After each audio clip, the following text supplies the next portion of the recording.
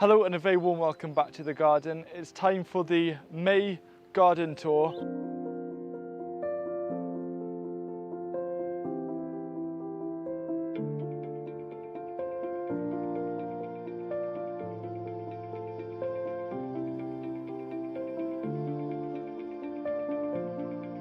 So we'll start at the first bed. We've got a lot of things happening here.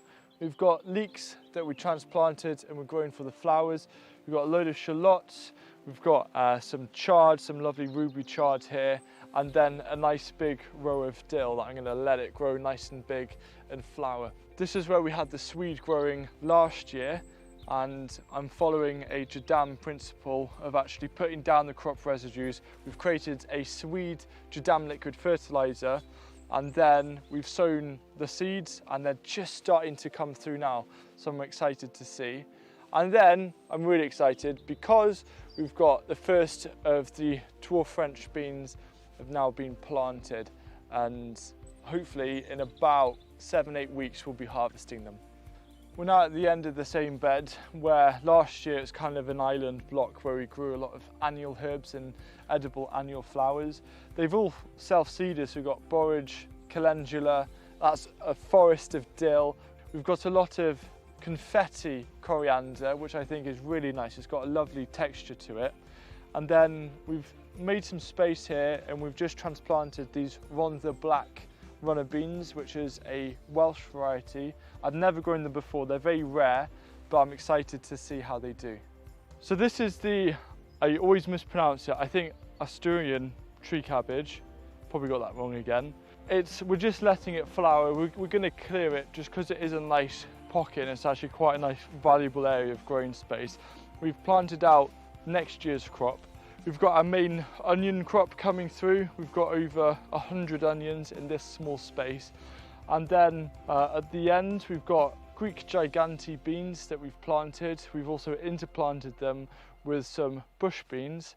And then I've also been trying to make the most of this cold frame with starting off extra seedlings. There's a bit of sporadic germination because we actually have quite a big vole problem here. We have done for a few years. So sometimes they find the seedlings and can cause a bit of carnage. One of my favourite things about May is all of the trellises suddenly turn green. They go from brown to green. So I've got loganberries and also hops behind me. There's more hops and roses and stuff in that corner.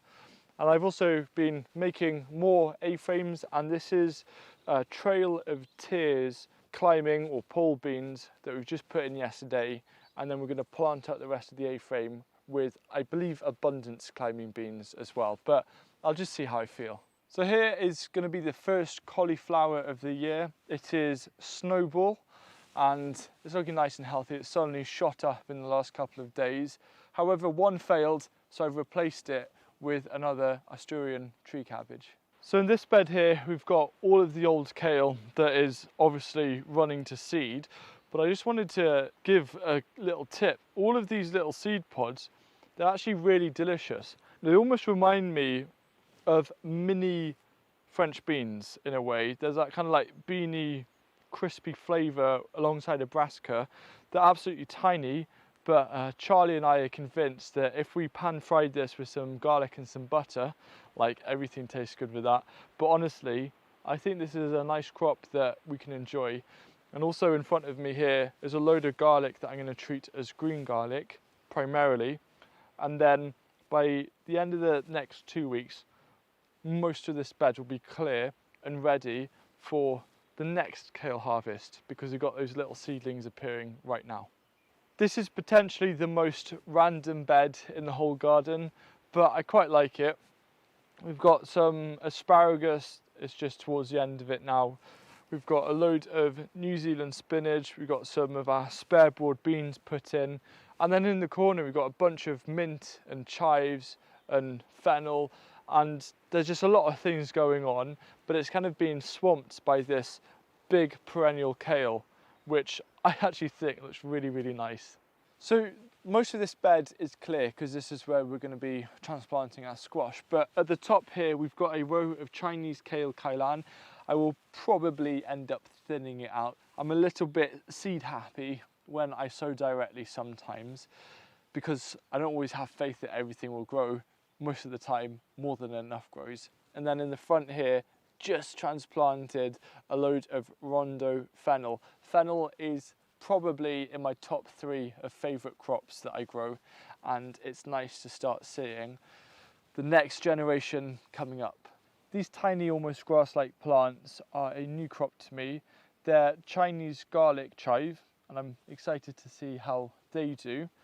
They're apparently a perennial, so if they grow well, they're more than welcome to stay here as long as they're tasty. And then in the bed behind me, we've planted out some Vespa field beans. They're a culinary type of field bean.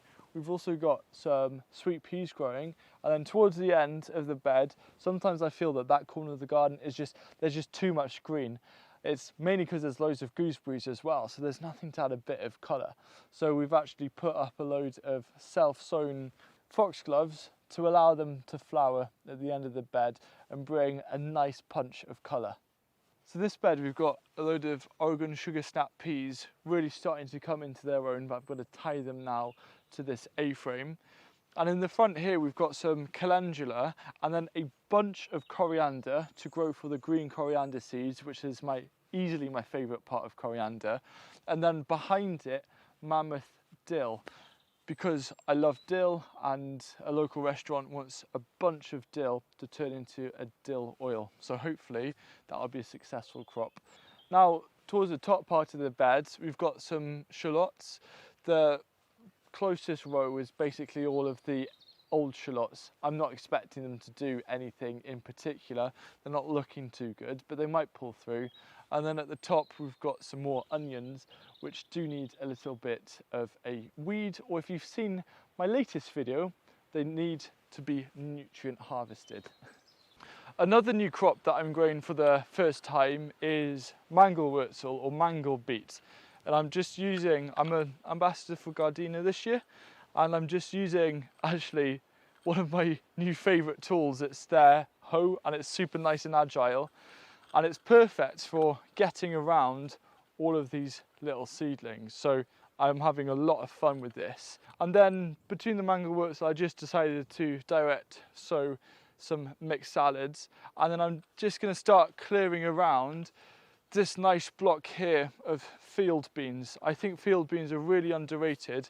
They're basically a dwarf version of a fava bean, and they're really tasty. And yes, this is just a normal green manure field bean, but I can't wait to try the taste of this versus the Vespa field bean that I mentioned a little earlier. The solar tunnel is the same old solar tunnel, but now with a nice leafy grapevine and a lot of little grapes starting to appear. And it's just, as usual, all systems go with the seed sowing and constantly churning out more and more plants. If you haven't yet gathered, I adore peas. We've got a load of Kelvin and Wonder coming through. They were hit really hard with some of the really cold frosts in April, but they're pulling through. A lot of pods are developing. Oh, can't wait to harvest a lot of peas from this. Probably the biggest issue right now in the garden, except for the normal voles, is this rust of this garlic. You saw the other garlic earlier, and that's absolutely fine, rust free. This though has been hit bad by rust, and I've heard that it's happened for quite a few people as well. So I keep meaning to make some LAB and some other things to apply to it, and I always forget. So I need to be on it and create a nice kind of diverse microbe solution to put onto it, with the idea of actually helping to outcompete the rust on the leaves and bring them back. Now, more often than not, I've always found that plants seem to pull through on rust, especially with leeks. I'll usually get it towards the end of the summer, and then it all disappears coming into winter. So fingers crossed for the same outcome here. But on a positive note, I have got garlic scapes, and I can still use this as green garlic or even wet garlic now, just if I pull off some of the leaves. This little corner here where I harvested the green garlic on the video about where you should harvest garlic in May, we've got the carrots continuing to grow. I'm going to have to sow some more carrots, but as a crop in a small space, you can get a lot of food from a limited area. There's also some self-sown dill. I will keep a bit of it in, and these shallots are now, you can see them in the centre starting to develop, which is something that gets me very excited. So these two beds are the first two beds you see on the left of entering the garden. A lot of things are happening. This is more of just of a mix of all sorts of different things. This caraway, which has been flying for a while now, is now starting to create little seeds. And then the goal is we'll be able to dry them and we'll have our own caraway, which is going to be really nice. This elephant garlic is looking stunning. I'm excited to harvest that. And then the broad beans are absolutely flying. And I had a little look earlier and I can see the first of the little bean pods starting to form, which is quite a signifying moment because I almost associate that first broad bean harvest as finally stepping out of the hungry gap. And then just in the front of the bed there, we've got a load of bolt-hardy beetroot and also some golden beetroot. Golden beetroot, if you don't like normal beetroot, golden beetroot is really, really special. It doesn't really have that really earthy undertones. It's got a bit of sweetness to it and it's really good. You have to try it. So this bed here was where we had the amazing purple sprouting broccoli. What's in it now is broccoli, which is just like a tender stem broccoli. It's absolutely fantastic. We've just put in some amaranth here. Amaranthus crutenus, I believe is the proper name for that. And then in the front we've got that Asturian tree cabbage, this year's version, a little bit of borage at the end, and then a bunch of parsley. So the asparagus is at the stage of its life where you can start harvesting a bit of it, but not too much, because next year's when it really will start producing. So what I have done is, well, I've been harvesting some to snack on when I've been gardening. We've also done the calendula hedge as a redo because it worked so well last year. And I keep hearing about strawberries being a really good companion plant for asparagus. So I think I'm actually going to bring in some strawberry plants to companion plant as an underlayer on this bed and make the most of it a little bit more, because I do see this bed have a bit of wasted space. The calendula is lovely, but if we could get some strawberries in here, that would be a nice thing. So these rat's tail radish are getting a little bit crazy. I'm going to have to create some kind of structure because they're starting to encroach as they're flopping over onto the brassica seed bed. Within here we've got 15 different varieties of kale. I'm not a massive kale person myself, and you'll be thinking, why am I growing this amount? Well, part of it is to go to our other growing site because we're going to do a trial on trialing all 15 varieties to see if I can confidently say that I've got an absolute favourite kale, and then I'll just grow that, because then sometimes I do waste a bit of space in the garden to kale. It's a nice idea, but you can see all of these flowers that are happening right now in the garden. Almost all of them are kale that I never really got around to eating. So that's a bit of a personal mission for me. So the strawberry bed in front of me is doing okay. I have limited strawberry plants because I actually took it all out and we took most of them to the new growing site. And so I was like, oh no, I need to try and spread them out. In hindsight, I should have just planted the same quantity of strawberries to use up half the bed and grow something else. But that's part of gardening. What I do really like though is this corner where there's always, it feels really wild. We've got this mint where every time you walk past you get hit with this lovely fragrance. And we've got these cherry flowers coming through and all sorts of things. I mean, look at this comfrey is going nuts. I never planted it there, it just happened. It's now probably going to be there forever, but I keep cutting it down and creating different plant feeds from it. But right now I'm letting it flower for the bumblebees. I adore leeks, and it isn't just because of the country I'm in, it's because they're a cracking vegetable. Here is my leek seed bed. We've got 5 different varieties growing here. I'm trying out a couple of different varieties that I haven't grown before. One of them is Hillary, which is more of a late summer, autumn leek. There's something so nice about actually quite small leeks that you can grow much closer together, and then you harvest them a little bit prematurely and then grill them on a fire and they taste so good. Then this here is also, it's an overwintered calendula. So don't actually take out all of your calendulas. If they're protected a little bit, they will survive the winter and come through and give you an early flowering like this one. So this is quite an interesting thing that we just thought, let's just give it a go. we have no idea what will happen. That's part of the joy of gardening. And it's testing the use of coffee grounds in a raised bed. And this section here is 5 centimeters, 2 inches of neat used coffee grounds, nothing else at all. And it's quite amazing because we've got some radish growing through. This is a crimson broad bean. We've got golden beetroot that's growing well. We've even got peas that need tying up. It's really interesting. We're testing it against a control with just compost. And the main thing is not so much about productivity, it's about whether it'll actually taste any different. So we've got loads more plants to put in here and fill up and see what happens. You know, the broad beans hated the wood chip mix, but the radish are looking okay. I'm just curious to see if there's anything that does really, really well, and then I can use this method again moving forward into other seasons.